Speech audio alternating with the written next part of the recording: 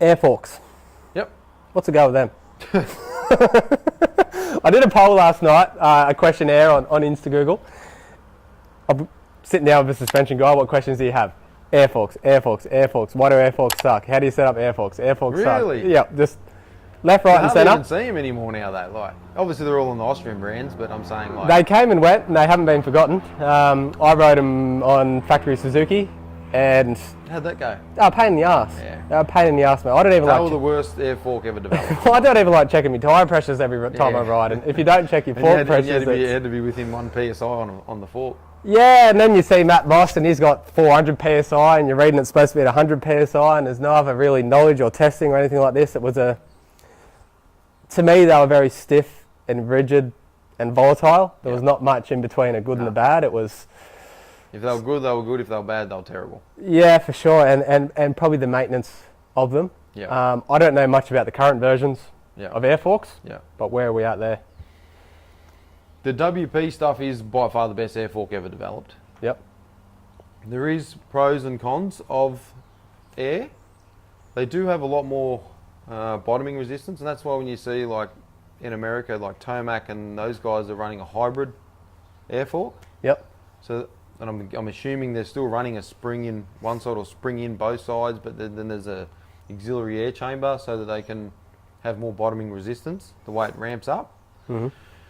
So there is definitely pros and cons with air. The cons is they do have more stiction than a spring. Okay. More stiction. Explain that. Yeah. So if you think of the spring internally in the fork, besides it rubbing against the chrome tube, there's really no resistance there at all, other than just holding up in its travel. There's no actual friction resistance. If you think of an air chamber in a air fork, let's say like a KDM, let's say it's running 160 psi. So you've got 160 psi in a chamber. That pressure's pushing against the seal that's sealing off the chamber on the actual rod itself. So that's creating drag on the rod. Yep. And then you've got a hydraulic seal internally that has 160 psi sitting against it. Yep. So then you've got friction of that rubbing up against the tube. And as it goes into its travel, that 160 could turn into 500 psi. As it travels up, it's going to get stiffer and stiffer and stiffer. So you're starting at 160 with the fork fully extended. Yep. But that could end up being 600 psi or 500 psi in that chamber. Yep. So you've got all that pressure pushing against the rubber seal against the metal tube. Right. So that's what creates the stiction. So it always feels tight. And those old, they used to call it the TAC fork, the triple air chamber fork, on those Suzukis were terrible for it. They had a ridiculous amount of stiction.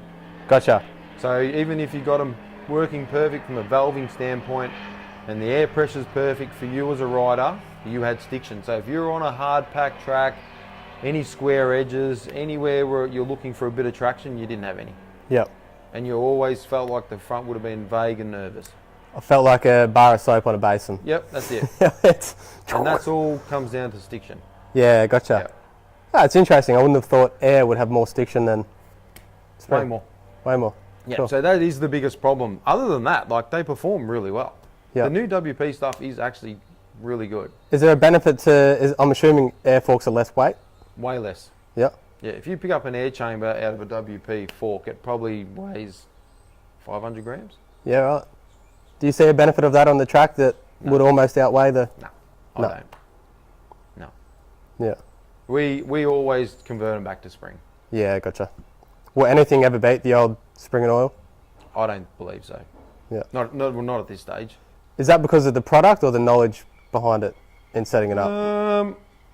Like if you persevered for Well, at the end of 10 the day, years. if you look at any form of motor racing, cars or anything, they're still running springs and shocks, and Sure. so it's still the spring and oil for damping. Yeah. So it's hard to ever go past that. Yeah. Yeah, I'm not sure what like Formula One and that are running, but I'm saying in general terms, like with its V8 supercar, NASCAR, dirt bike, road bike, it's all springs and damping, oil for damping. So Was it Ryan Dungey that ran the... yeah, shock. Was that the air rear shock? Yep. It went flat in the start line? Yeah. Yep. Was that thing any good? I mean, it's not around Apparently it anymore. But performed really good. That's why he ran it. yep. Loved it. But then it failed on the start line, so he just didn't use it again. It's But never come back, he has it? believed it outperformed the spring shock any day of the week. Yeah, right. Okay. So they still have oil. All their forks still have oil. They still have dampening.